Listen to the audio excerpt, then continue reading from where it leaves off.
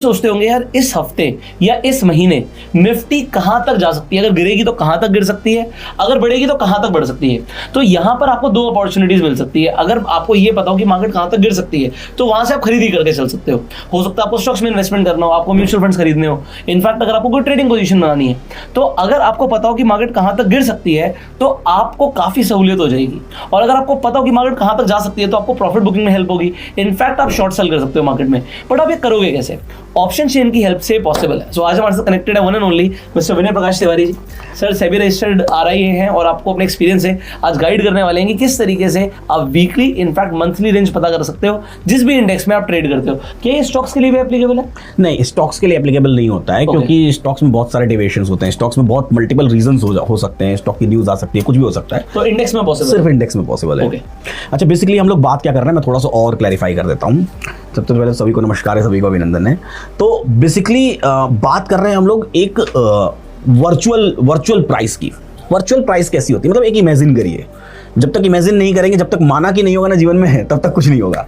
तो पहले तो इमेजिन करिए कि कोई एक ऐसी, जैसे मैं यहाँ पर दिखाता हूँ, थोड़ा समझाने के लिए दिखाता हूँ क्योंकि थोड़ा सा मुझे डीप में लेके जाना पड़ेगा सभी लोगों को। जैसे ये निफ्टी है, ठीक है, निफ्टी की प्राइस कितनी है? 435 है। ये प्राइस है स्पॉट प्राइस। अब मैं हमेशा बताता हूँ कि ये स्पॉट प्राइस पर कोई ट्रेड नहीं हो रहा है, निफ्टी के स्पॉट प्राइस पर कोई ट्रेड नहीं हो रहा है। ये प्राइस कहाँ से आई? ये प्राइस डिराइव हुई वेटेज से। वेटेज में जो ट्रेडिंग हुई, यानी कि बैंकिंग में या FMCG में या जो भी निफ्टी 50 के स्टॉक्स हैं वो, ठीक है, उनमें ट्रेडिंग होकर ये कैलकुलेट होकर आ गई। इसकी वजह से क्या कैलकुलेट हुआ? ये कैलकुलेट हुआ, ये फ्यूचर। लेकिन फ्यूचर में ट्रेडिंग हो रही है, फ्यूचर में लोग ट्रेड कर रहे हैं, लेकिन किसको देख के ट्रेड कर रहे हैं? इसको देख के ट्रेड कर रहे हैं और इसी के अकॉर्डिंग इसकी प्राइस डिसाइड हो रही है। तो स्पॉट है 35, फ्यूचर है 88, दोनों में डिफरेंस है कितने का? 55 पॉइंट्स के, 53 पॉइंट्स का डिफरेंस है।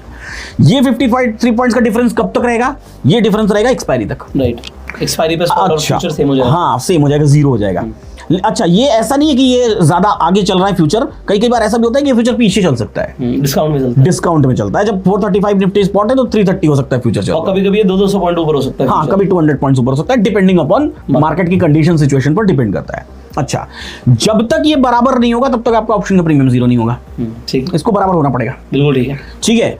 और ये जब तक बराबर नहीं होगा तब तक प्रीमियम जीरो नहीं होगा, और जब ये बराबर हो गया तो मतलब अब फ्यूचर, भविष्य जो है वो वर्तमान बन गया। सिंपल सी बात है, बड़ा लॉजिकल चीज है, बड़ा सिंपल बात है कि हमने एक डील किया, इस डील में सपोज करिए एक गेहूं की फसल है, तो गेहूं की फसल अभी हुई नहीं है लेकिन डील हो गई कि इतने रुपए पे ट्रेड होगा। कब होगा?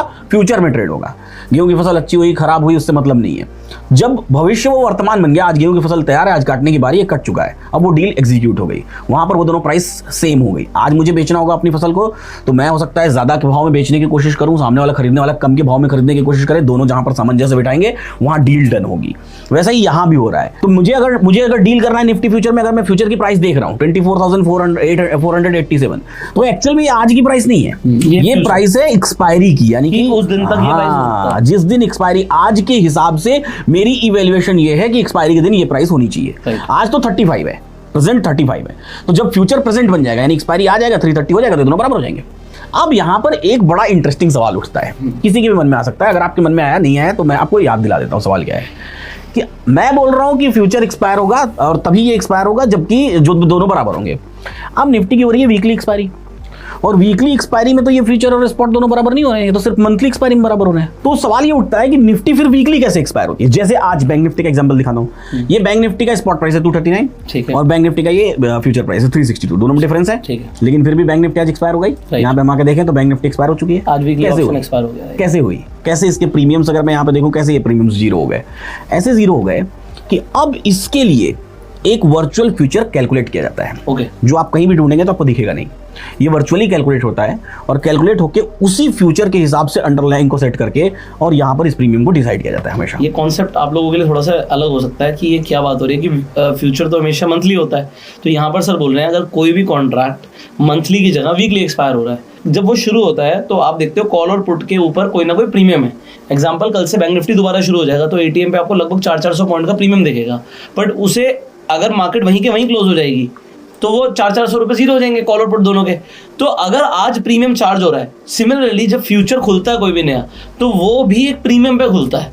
तो अगर वीक का ऑप्शन जीरो होगा तो वीक का ऑप्शन 0 होगा, तो फ्यूचर का प्राइस और स्पॉट का प्राइस एक होना जरूरी है। तो वीक का तो कोई फ्यूचर होता ही नहीं है। हाँ। तो जब वीक का फ्यूचर नहीं होता और एक्सपायरी हो रही है और 0 हो रहा है, तो होता नहीं है, इसका मतलब ये नहीं कि वो हो नहीं सकता, उसे कैलकुलेट किया जा सकता है, जिसके थ्रू आगे की कैलकुलेशन जो अभी बताने वाले रेंज निकल सकती है। ऑब्वियसली जैसे होता क्या है बेसिकली, अगर आपको नहीं भी समझ आया, इस वीडियो को 1-2 बार सुन लेना, क्योंकि कॉन्सेप्ट नया हो सकता है बट काफी यूजफुल है। बहुत कॉम्प्लिकेटेड इन द सेंस कि कैलकुलेशन वाइज हाँ, ये इंटरनेट पे मतलब ये बातें कोई नहीं कर रहा। कोई करता ही नहीं है, क्योंकि उतना सोचना भी तो पड़ेगा, सिंपल सी बात है। तो अब जैसे बैंक निफ्टी है 239 और 362, ठीक है, डिफरेंस है बेसिकली, ये फ्यूचर की टाइम वैल्यू है। जो ये डिफरेंस है ना 120 पॉइंट्स का, ये 120 पॉइंट्स फ्यूचर का टाइम वैल्यू है। Right. और ये टाइम वैल्यू 0 होगा तो ऑप्शन का भी टाइम वैल्यू 0 होगा, बिल्कुल ठीक है। उसका भी टाइम वैल्यू 0 होगा, तो इसके भी टाइम वैल्यू को 0 होना है। यानी कि ये बढ़ा हुआ प्राइस इसलिए क्योंकि हमको पता है कि अभी एक हफ्ते बचा हुआ है एक्सपायरी में, उस एक हफ्ते में कुछ भी मार्केट में अप डाउन हो सकता है, तो हम एक मार्जिन लेके चलते हैं, गैप लेके चलते हैं। अब और ये भी कोई रैंडम वैल्यू नहीं है 362, this is also calculated value depending upon the VIX, depending upon the implied volatility, depending upon the Greek, सब चीज पे कैलकुलेट होकर ये वैल्यू आती है। तो वैसे ही हर हफ्ते एक एक्सपायरी होती है, एक फ्यूचर प्राइस होती है जो एक्सपायर होती है, लेकिन वो वर्चुअल होती है, वो सिर्फ कैलकुलेशंस में होती है, वो आपको दिखाई नहीं देती है। और जब आप उसको कैलकुलेट नहीं कर पा रहे तो आपको रेंज भी नहीं पता चल पाएगी। अब हम लोग क्या करते हैं, हम लोग उस फ्यूचर की प्राइस को कैलकुलेट करेंगे, कैलकुलेट करके हम अपनी वीकली रेंज डिराइव करेंगे। वीकली रेंज क्या होगी बेसिकली, जैसे बैंक निफ्टी अभी करंट वीक में चल रही है, करंट वीक में हमारी बैंक निफ्टी की वीकली रेंज है, बॉटम उसका है 51,075 और टॉप उसका था 52,516। अब इसको मैं चार्ट्स पे ऐसे समझने की कोशिश करता हूँ कि मैं यहाँ पर क्या करता हूँ, सीधा 1 वीक का ही चार्ट लगा लेता हूँ, लेकिन 1 वीक में नहीं दिखाई देगा, तो 1 डे का चार्ट लगा लेता हूँ, क्योंकि वो 1 वीक मंडे टू फ्राइडे लेगा। 1 डे का चार्ट लगाता हूँ, तो 1 डे के चार्ट में मैं बात करूंगा, इस चार्ट को मैं थोड़ा सा वाइड कर लेता हूँ। 1 डे के चार्ट में मैं बात करता हूँ तो मुझे दिखाई देता है कि बेसिकली मैं बैंक निफ्टी की बात करूं तो बैंक निफ्टी कब से शुरू हुआ था, ये थर्सडे वाले दिन से शुरू हुआ था, ये डे 1 है इसका, ठीक है।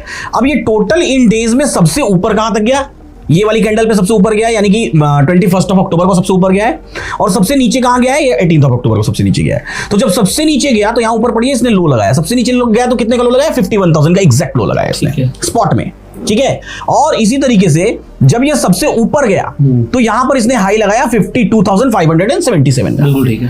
तो 51,000 का लो लगाया, 52,577 का हाई लगाया इसने। और हमारी वीकली रेंज क्या थी, हमारी वीकली रेंज 51,075 थी, नीचे गया 51,000 का लो लगाया, वापस आके चला आया, ठीक है।